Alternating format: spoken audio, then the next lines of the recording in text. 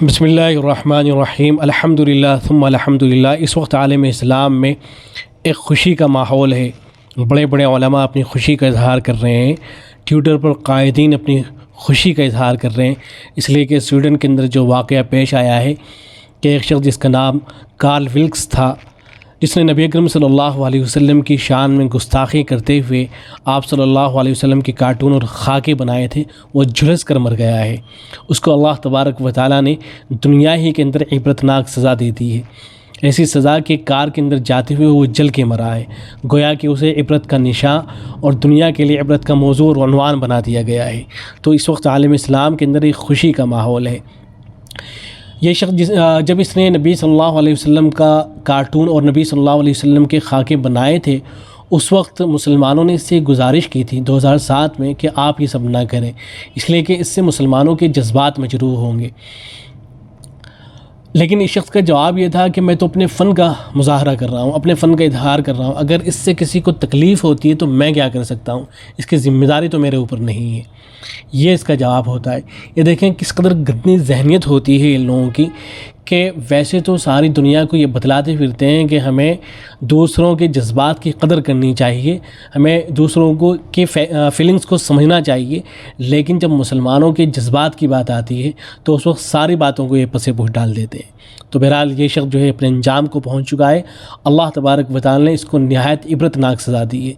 ماضی میں اس طرح کے لوگ ہوتے رہے ہیں کہ جنہوں نے نبی اکرم صلی اللہ علیہ وسلم کی شان میں گستاخی کی ہے، لیکن ان کا انجام اور حشر اچھا نہیں ہوا ہے۔ قرآن مجید کی ایک آیت ہے جس میں اللہ نے ارشاد فرمایا کہ انا کفیناک المستہزئین، یقیناً نبی صلی اللہ علیہ وسلم ہم ان لوگوں کے لیے آپ کی طرف سے کافی ہیں جو آپ کا استہزاء کرتے ہیں، آپ کا مذاق اڑاتے ہیں۔ نبی صلی اللہ علیہ وسلم کے زمانے میں ایک ٹولہ اس طرح کا موجود تھا جو نبی کا مذاق اڑایا کرتا تھا۔ مفسرین نے ان کے نام تک ذکر کیے ہیں۔ تفسیر قرطبی کے اندر ولید ابن مغیرہ، عاص ابن وائل، اسود ابن عبد یغوث اور حارث بن طلحہ وغیرہ ان لوگوں کے نام تک ذکر کیے گئے ہیں کہ یہ لوگ نبی صلی اللہ علیہ وسلم کا مذاق اڑایا کرتے تھے، لیکن ان لوگوں کا انجام اور حشر اچھا نہیں ہوا، یہ ہلاک ہوئے، برباد ہوئے، تباہ ہوئے۔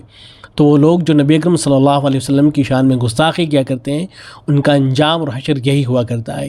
یا تو اللہ تبارک و تعالیٰ دنیا ہی کے اندر دکھلا دیتے ہیں، ورنہ تو آخرت میں ہے ہی ایسے لوگوں کے لیے دردناک سزا۔ قرآن مجید کی جو آیت ہے، اور چونکہ اس وقت یہ مسئلہ چھڑا ہوا ہے اور جتنے بھی پیپرز وغیرہ ہیں وہ سب یہی لکھ رہے ہیں، یا ٹویٹر پر یا دوسری جگہوں پر یہی لکھا جا رہا ہے کہ وہ شخص مر گیا ہے جس نے نبی اکرم صلی اللہ علیہ وسلم کے خاکے بنائے تھے، جس نے پروفٹ کے خاکے بنائے تھے، وہ مر گیا ہے۔ لہذا چونکہ محمد صلی اللہ علیہ وسلم کا نام بار بار آ رہا ہے، اس لیے لوگوں کے اندر تجسس پیدا ہوگا، لوگ جاننے کی کوشش کریں گے کہ محمد کیا ہے۔ ایسے میں ہماری ذمہ داری بنتی ہے کہ ہم لوگوں تک اسلام کا پیغام پہنچائیں، جیسا کہ جو آیت میں نے ذکر کی ہے، اس سے پہلے والی آیت کے اندر ہے کہ فاصدع بما تؤمر واعرض عن المشرکین، کہ آپ کو اے نبی صلی اللہ علیہ وسلم جن باتوں کا حکم دیا گیا ہے آپ ان کا کھلم کھلا اظہار کیجیے، اور جو مشرکین ہیں آپ ان سے اعراض کیجیے۔ ظاہر ہے اب یہ ہماری ذمہ داری ہے، نبی اکرم صلی اللہ علیہ وسلم کے بعد اس امت کی ذمہ داری ہے کہ جو اسلام کا پیغام ہے وہ دنیا تک پہنچائیں۔ تو اس طرح کے جب واقعات پیش آتے ہیں تو لوگوں کے اندر تجسس پیدا ہوتا ہے، اسلام کے بارے میں جاننے کی کوشش کرتے ہیں۔